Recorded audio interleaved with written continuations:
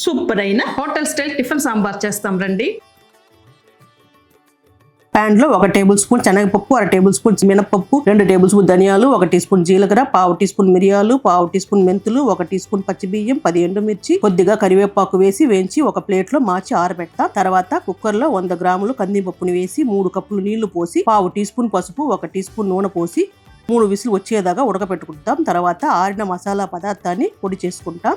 కడాయిలో 3 table spoon నూనె పోసి 1 టీ స్పూన్ ఆవాలు, శనగపప్పు, మినప్పప్పు వేసి వేయించి కొద్దిగా కరివేపాకు వేసి వేగిందనే 20 చిన్న ఉల్లిపాయలు వేసి 1 నిమిషం వేయించి కట్ చేసిన 2 మీడియం సైజ్ టొమాటో వేసి వేయించుకుంటాం. ఇప్పుడు కట్ చేసిన 1 వంకాయ, 1 మునక్కాయ, 1 క్యారెట్, 10 బీన్స్ వేసి 1 నిమిషం వేయించి గ్రైండ్ చేసిన మసాలా పొడిను కొద్దిగా నీళ్లు పోసి మిక్స్ చేసుకుంటాం. ఇందులో ఉడకపెట్టిన పప్పుని నీళ్ళతో పోసి ఇంకా 2 కప్పులు నీళ్లు పోసి కలిపి 1.5 టీ స్పూన్ ఉప్పు వేసి కలిపి మూత పెట్టి 10 నిమిషాలు ఉడకపెట్టుకుంటాం. కాయలు ఉడికినాక ఈ సైజ్ అంతా చింతపండు నీళ్లు చేసి 1 నిమిషం తెల్లించి అందులో 1/2 టీ స్పూన్ బెల్లం, 1 టీ స్పూన్ నెయ్యి వేసి కలిపి తింపేస్తాం.